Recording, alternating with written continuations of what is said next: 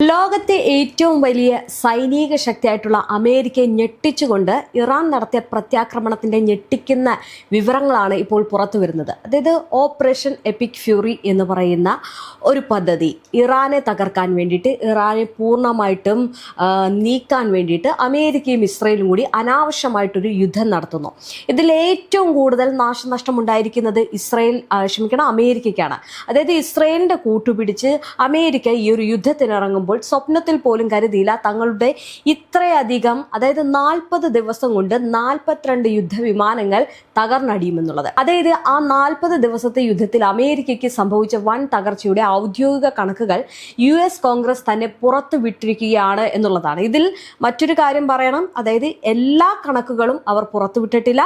അവർ മാത്രം നിശ്ചയിച്ച ചില കണക്കുകൾ മാത്രമാണ് പുറത്തുവിട്ടിരിക്കുന്നത്. അത് എത്ര സൈനികർ മരിച്ചെന്നോ എത്ര വിമാനങ്ങൾ നഷ്ടപ്പെട്ടെന്നോ ഉള്ള പൂർണ്ണമായിട്ടുള്ള കണക്കല്ല അവർ പുറത്തുവിട്ടിരിക്കുന്നത്.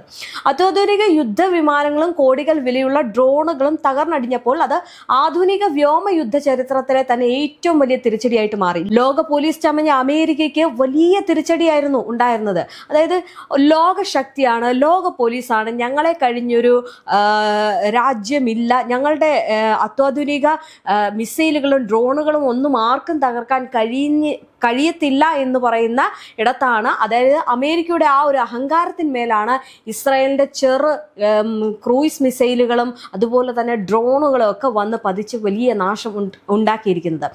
US കോൺഗ്രസ് പുറത്തുവിട്ട റിപ്പോർട്ടിലെ കണക്കുകൾ പരിശോധിച്ചാൽ അത്യാധുനിക സൈനിക സാങ്കേതിക വിദ്യയ്ക്ക് ഏറ്റവും വൻ തിരിച്ചടിയാണ് എന്നതാണ് പറയുന്നത്. അതായത് യുദ്ധത്തിൽ തകർന്ന 42 വ്യോമ ആസ്തികളിൽ 24 അമേരിക്കയുടെ അഭിമാനം എന്ന് കൊണ്ടാടിയ MQ-9 റീപ്പർ ഡ്രോണുകളാണ്. നമ്മൾ ഇതിനു മുമ്പ് ഈ ഒരു ഡ്രോണുകൾ തകർന്നടിഞ്ഞതിന്റെ ഒരു സ്റ്റോറി ചെയ്തിരുന്നു, പക്ഷെ അതിൽ വ്യക്തമായിട്ടുള്ള ഒരു കണക്കുകൾ നമ്മൾ പറഞ്ഞില്ല. ആ ഒരു വ്യക്തമായിട്ടുള്ള കണക്കുകളാണ് ഇവർ പുറത്തുവിട്ടിരിക്കുന്നത് എങ്കിലും അതിൽ കൃത്യമായിട്ട് ഞാൻ സൂചിപ്പിച്ചതുപോലെ തന്നെ കൃത്യമായിട്ടുള്ള കാര്യങ്ങൾ പൂർണ്ണമായിട്ടും പറഞ്ഞിട്ടില്ല എന്നുള്ളതാണ്. അതായത് ഒരു 10 ഈ ഒരു കണക്കിൽ അവർ പറയുന്നത് 42 യുദ്ധവിമാനങ്ങൾ തകർന്നു എന്നതാണ്. എന്നാൽ ചിലയിടങ്ങളിൽ തകർക്കപ്പെട്ട വിമാനങ്ങളുടെ കണക്കുകൾ എഴുതി ചേർത്തിട്ടില്ല എന്ന് പറയുന്നുണ്ട്. എന്തായാലും ശത്രുക്കളുടെ നീക്കങ്ങൾ നിരീക്ഷിക്കാനും ആക്രമണം നടത്താനും ഉപയോഗിക്കുന്ന ഈ ഒരു ഡ്രോണുകൾക്ക് പുറമെ ഒരു തന്ത്രപ്രധാന നിരീക്ഷണ ഡ്രോൺ ആയിട്ടുള്ള MQ-4C ട്രൈറ്റണും US-ന് നഷ്ടമായിരിക്കുകയാണ്. യുദ്ധവിമാനങ്ങളുടെ കാര്യത്തിലേക്ക് വന്നാൽ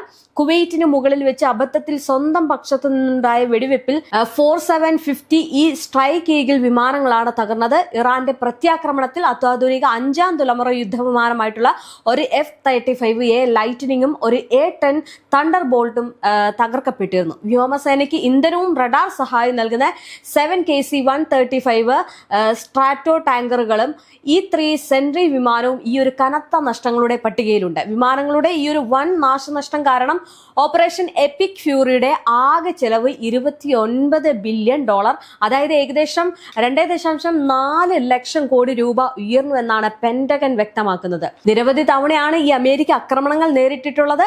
മാത്രമല്ല അമേരിക്കയ്ക്ക് നാശനഷ്ടങ്ങൾ കൂടുതലായിട്ട് ഉണ്ട് എന്ന് പലപ്പോഴും പറയുന്നുണ്ടായിരുന്നു. പക്ഷെ അതിലൊന്നും വ്യക്തത വരുത്താൻ ട്രംപ് തയ്യാറായിരുന്നില്ല. ഇപ്പോൾ അവിടുത്തെ കോൺഗ്രസ് തന്നെ ഇറക്കിയിരിക്കുന്ന ഈ ഒരു റിപ്പോർട്ടിൽ വ്യക്തമാകുന്ന ഒരു കാര്യമാണ് അമേരിക്കയുടെ 42 യുദ്ധവിമാനങ്ങൾ ചാരമായി എന്നുള്ളത്. ലൈബ്രറി ഓഫ് കോൺഗ്രസിന്റെ ഭാഗമായിട്ടുള്ള കോൺഗ്രസ് റിസർച്ച് സർവീസ് ഈ മാസം പുറത്തുവിട്ട പുതിയ റിപ്പോർട്ടിലാണ് ഈ വിവരങ്ങളുള്ളത്. അതായത് ഫെബ്രുവരി 28 ആരംഭിച്ച ഈ ഒരു യുദ്ധത്തെക്കുറിച്ച് ലഭ്യമായതിൽ വെച്ച് ഏറ്റവും വിശദമായിട്ടുള്ള കണക്കുകളാണിത്. ഡിഫൻസ് ഡിപ്പാർട്ട്മെന്റിന്റെയും US സെൻട്രൽ കമാൻഡിന്റെയും വാർത്താക്കുറിപ്പുകൾ അടിസ്ഥാനമാക്കിയാണ് ഈ റിപ്പോർട്ടുകൾ തയ്യാറാക്കിയിരിക്കുന്നത്. മാർച്ച് 1-2 തീയതികളിൽ കുവൈത്ത് വ്യോമസേനയുടെ FA-80 ഹോർനെറ്റ് വിമാനം അബദ്ധത്തിൽ അമേരിക്കയുടെ 3 F-50E സ്ട്രൈക്ക് ഈഗിൾ വിമാനങ്ങൾ വെടിവെച്ചിട്ടതായിട്ട് അമേരിക്കയുടെ ആദ്യത്തെ നഷ്ടം വെളിപ്പെടുത്തി. ഏപ്രിൽ 3 ഇറാനിൽ വെച്ച് മറ്റൊരു F-50 വിമാനം വെടിവെച്ച് വീഴ്ത്തപ്പെട്ടു. എന്നാൽ ഈ സംഭവങ്ങളെല്ലാം പൈലറ്റുമാരെ സുരക്ഷിതമായിട്ട് രക്ഷിക്കാൻ സാധിച്ചു. മാർച്ച് 12 ഇന്ധനം നിറയ്ക്കുന്നതിനിടെ പടിഞ്ഞാറൻ ഇറാഖിൽ വെച്ച് ഒരു KC-135 സ്ട്രാറ്റോ ടാങ്കർ വിമാനം തകർന്നു വീണ് 6 വ്യോമസേന അംഗങ്ങൾ കൊല്ലപ്പെട്ടിരുന്നു. പക്ഷേ ഇതൊന്നും ട്രംപ് പറയാൻ തയ്യാറായിട്ടില്ല. അതായത് വലിയ നഷ്ടമാണ് ഉണ്ടായിരിക്കുന്നത്. സൈനികരും അവിടെ കൊല്ലപ്പെടുകയാണ് ചെയ്തത്. പക്ഷേ ഇതൊന്നും വകവെക്കാതെ വീണ്ടും യുദ്ധക്കൊതിയനായിട്ട് നിന്നുകൊണ്ട് ട്രംപ് മുന്നോട്ട് പോവുകയാണ്. പക്ഷെ മുന്നോട്ട് പോയി കഴിഞ്ഞാൽ ഇനിയും ഇതിലും വലിയ പ്രഹരമായിരിക്കും ഉണ്ടാകാൻ പോകുന്നത്. വലിയ നഷ്ടമുണ്ടാകും. ഈ ഒരു റിപ്പോർട്ടിൽ രേഖപ്പെടുത്തിയ ഏക ആൾനാശവും ഇതാണ്. അതായത് മാർച്ച് 14 സൗദി അറേബ്യയിലെ പ്രിൻസ് സുൽത്താൻ എയർബേസിൽ ഇറാൻ നടത്തിയ മിസൈൽ ഡ്രോൺ ആക്രമണങ്ങളിൽ നിലത്തുണ്ടായിരുന്ന 5 KC-135 വിമാനങ്ങൾക്കും മാർച്ച് 27 നടന്ന മറ്റൊരു ആക്രമണത്തിൽ ഈ ഒരു 3 സെൻട്രി വിമാനത്തിനും വലിയ കേടുപാടുകൾ സംഭവിച്ചു. ഇതുകൂടാതെ F-35 ലൈറ്റനിങ് രണ്ടാമൻ, A-10 തണ്ടർ ബോൾട്ട് രണ്ടാമൻ എന്നീ വിമാനങ്ങൾക്കും ആക്രമണത്തിൽ കേടുപാടുകൾ പറ്റി എന്നുള്ളതാണ്. രക്ഷാപ്രവർത്തനങ്ങൾക്കിടെ ഒരു വിമാനത്താവളത്തിൽ നിന്ന് മുന്നോട്ട് പറക്കാൻ സാധിക്കാത്തതിനെ തുടർന്ന് 2 MC-130 ജെറ്റ് വിമാനങ്ങൾ അമേരിക്കൻ സേന തന്നെ ബോംബ് വെച്ച് തകർക്കുകയും ചെയ്തു എന്നാണ് പറയുന്നത്. ആകെ നഷ്ടപ്പെട്ട 42 വിമാനങ്ങളിൽ 25 എണ്ണവും ആളില്ലാത്ത ഡ്രോണുകളാണ് എന്നതാണ് മറ്റൊരു ശ്രദ്ധേയമായിട്ടുള്ള കാര്യം. ഇതിൽ 24 എണ്ണം MQ-9 റീപ്പർ ഡ്രോണുകളും ഒരെണ്ണം MQ-4C ടൈറ്റൻ ഡ്രോണുമാണ്. അതായത് ഇത്രയധികം നാശനഷ്ടങ്ങൾ ഉണ്ടായെങ്കിലും ഈ യുദ്ധത്തിൽ അമേരിക്കയ്ക്ക് വേണ്ടി ഏറ്റവും മികച്ച പ്രകടനം കാഴ്ചവെച്ചത് MQ-9 ഡ്രോണുകളാണെന്ന് വ്യോമസേനാ മേധാവി ജനറൽ കെന്നത്ത് വിൽസ്ബാക്ക് വ്യക്തമാക്കിയിട്ടുണ്ട്. അതായത് അത്രയും അത്യാധുനികമായിട്ടുള്ള ഡ്രോണുകളാണ് നശിക്കപ്പെട്ടത്. അത് അമേരിക്കയെ സംബന്ധിച്ചിടത്തോളം പെട്ടെന്ന് അതിനെ വീണ്ടും പൊടിതട്ടിയെടുക്കാൻ അല്ലെങ്കിൽ വീണ്ടും അത് നിർമ്മിച്ചെടുക്കാൻ പറ്റുന്ന ഒരു സാഹചര്യത്തിലല്ല ഇന്ന് അവിടെ ഉള്ളത്. കാരണം ഈ പറയുന്ന ആയുധങ്ങളൊക്കെ വീണ്ടും അല്ലെങ്കിൽ ഡ്രോണുകളും മിസൈലുകളൊക്കെ നിർമ്മിക്കണമെങ്കിൽ വർഷങ്ങൾ വേണ്ടി വരുമെന്ന് തന്നെ അവിടുത്തെ ആളുകൾ തന്നെ പറയുന്നുണ്ട്. അവിടുത്തെ സൈനിക കമാൻഡർമാർ ഇതിനെ പറയുന്നുണ്ട്. അപ്പോൾ ആകെ മൊത്തത്തിൽ പ്രശ്നത്തിലാണ്. അതായത് യുദ്ധത്തിന് ഇനി അവരുടെ പക്കൽ ഒന്നുമില്ല എന്നതാണ് അതിന്റെ മറ്റൊരു യാഥാർത്ഥ്യം. എന്തായാലും യുദ്ധത്തിന്റെ സാമ്പത്തിക ചെലവുകൾ അമേരിക്കയ്ക്ക് വലിയ ബാധ്യതയാണ് ഉണ്ടാക്കിയിരിക്കുന്നത്. ഇറാനിലെ സൈനിക ഇടപെടലുകളുടെ ചെലവ് 25 ബില്യണിൽ നിന്നും 29 ബില്യൺ ഡോളറായിട്ട് ഉയർന്നതായി പെന്റഗൺ അധികൃതർ അറിയിക്കുകയും ചെയ്തിട്ടുണ്ട്. തകർന്ന ഉപകരണങ്ങൾക്ക് പകരം പുതിയവ വാങ്ങുന്നതും അറ്റകുറ്റപ്പണികൾ നടത്തുന്നതുമാണ് ഇതിന് പ്രധാനമായിട്ടുള്ള കാരണമായിട്ട് ചൂണ്ടിക്കാണിക്കുന്നത്. ഇനി ഇത് അറ്റകുറ്റപ്പണികൾ നടത്തണമെങ്കിലും ഞാൻ നേരത്തെ സൂചിപ്പിച്ചതുപോലെ തന്നെ വർഷങ്ങൾ വേണ്ടി വരുമെന്നും പെന്റഗൺ സൂചിപ്പിക്കുന്നുണ്ട്. അതേസമയം പുറത്തു വന്ന റിപ്പോർട്ടിലെ കണക്കുകളിൽ ചില കുറവുകൾ ഉള്ളതായിട്ട് പ്രതിരോധ മേഖലയിലെ മാധ്യമങ്ങൾ ചൂണ്ടിക്കാണിക്കുന്നുണ്ട്. അതായത് ഈ 3 വിമാനത്തിന് കേടുപാടുകൾ മാത്രമാണ് സംഭവിച്ചത് എന്നാണ് CRS റിപ്പോർട്ടിലുള്ളത്. എന്നാൽ അത് പൂർണ്ണമായിട്ട് കത്തി നശിച്ചതിന്റെ ചിത്രങ്ങൾ നേരത്തെ പുറത്തു വന്നിരുന്നു. കൂടാതെ ഇറാനിൽ വെച്ച് നശിപ്പിക്കപ്പെട്ട സ്പെഷ്യൽ ഓപ്പറേഷൻ ഹെലികോപ്റ്ററുകളുടെ കണക്കുകളും ഇതിൽ ഉൾപ്പെടുത്തിയിട്ടില്ല. അമേരിക്കൻ പ്രതിരോധ മന്ത്രാലയം ഔദ്യോഗികമായിട്ട് വിവരങ്ങൾ പുറത്തു വിടാത്തതിനാലാകാം ഈ റിപ്പോർട്ടിൽ അവ ഉൾപ്പെടാതെ പോയത് എന്നാണ് നിഗമനം. അങ്ങനെ ആകെ മൊത്തത്തിൽ പ്രശ്നത്തിലാണ്. അതായത് അമേരിക്കൻ യുദ്ധവിമാനങ്ങൾ 42 എണ്ണം ഒറ്റ അടിക്ക്, അതായത് 40 ദിവസം കൊണ്ട് തീർത്തിരിക്കുകയാണ് ഇറാന്റെ പ്രഹരശേഷിക്ക് മുന്നിൽ അമേരിക്കയ്ക്കുണ്ടായ നഷ്ടം എന്ന് പറയുന്നത് ചെറുതല്ല.